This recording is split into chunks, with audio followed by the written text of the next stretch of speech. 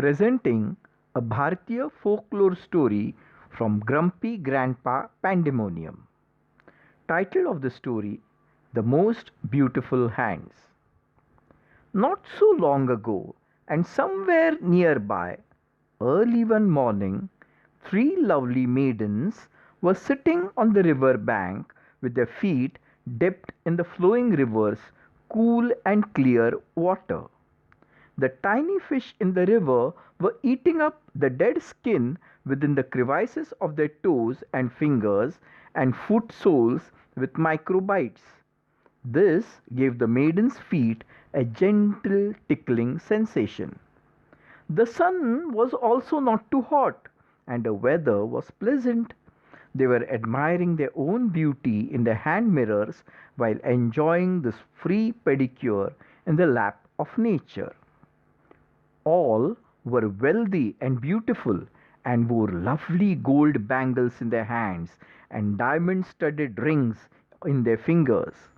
Suddenly, fascinated by the beauty of her own well manicured and henna decorated hands, one of them remarked, "Oh, how beautiful my soft and tender hands are!"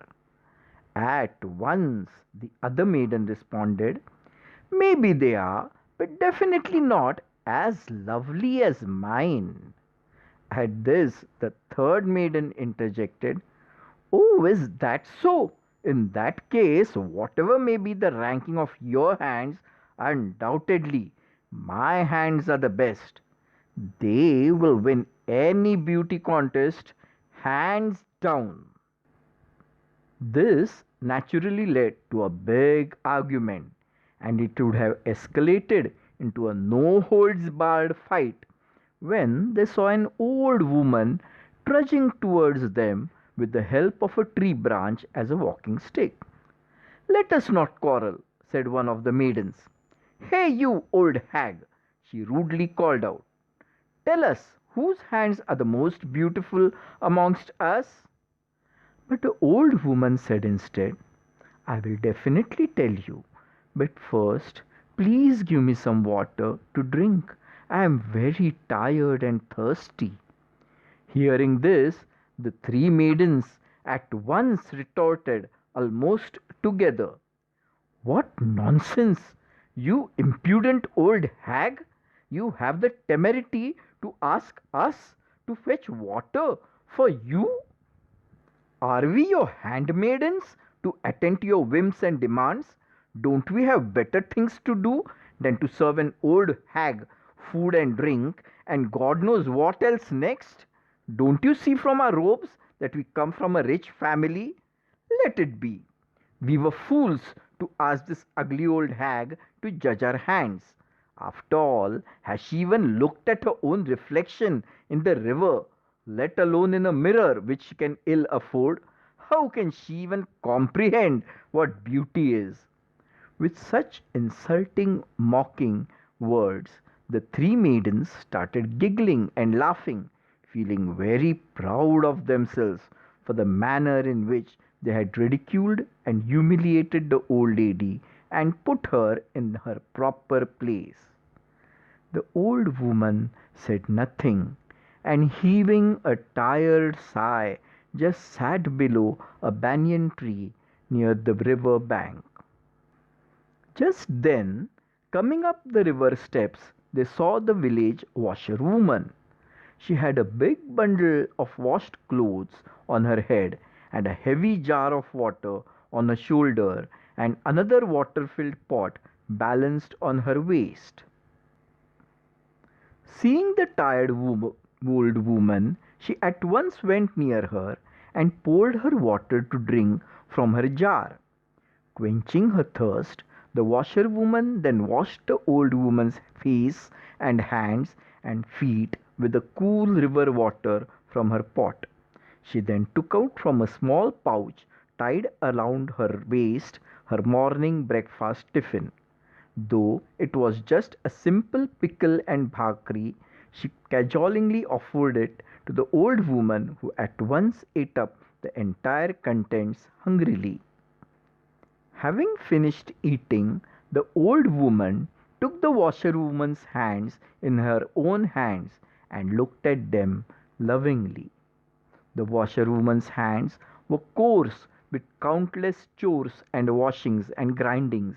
They were scalded and singed with daily cookings and bakings on the earthen chulha or charcoal stove. They were calloused and had hard grooves due to the many menial and tough tasks done in the course of her work. The old woman took her hands and gently blew on her open, work weary palms.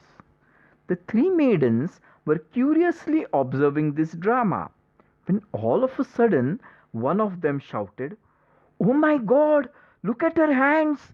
And indeed it was a surprise for them all. The washerwoman's hitherto bare hands were full of gold and diamond dripping bangles, bracelets, and rings. Her calloused hands had turned into the softest, loveliest hands imaginable. Suddenly, before their unbelieving eyes, the old woman transformed into a river goddess. Affectionately, she said to the washerwoman, "Your jar and pot will always be flowing with fresh water, and your tiffin box will always be filled with the choicest food you desire." Then, addressing the three vain women, she said, "Vanity destroys the beauty in everything. External beauty, maintained at the cost of depriving others, pales before natural earthly beauty, just as all perfumes pale before the fragrance of a real flower. Now, to teach you all a lesson, I'll send a virus in your village so that you'll be isolated and bereft of all your servants and maids. Let me then see how soft and dainty your hands will be thereafter." Saying so, the river goddess dissolved into the river like a shimmering, melting flame. Moral of the story: those hands are most beautiful which serve the needy and do good deeds, not merely manicured and bejeweled ones. Author Mr. Parag Raje's note. The author dedicates this story to people who went out of their way to bring joy and cheer in his life.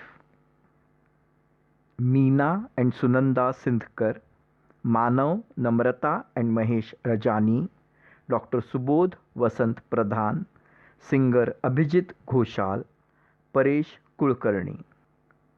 Special thanks to Alisha Santikari, Siddhesh Bhaindarkar and Chandrakant Sant for their technical help in my stories. Thank you, dear listener. May God bless you all.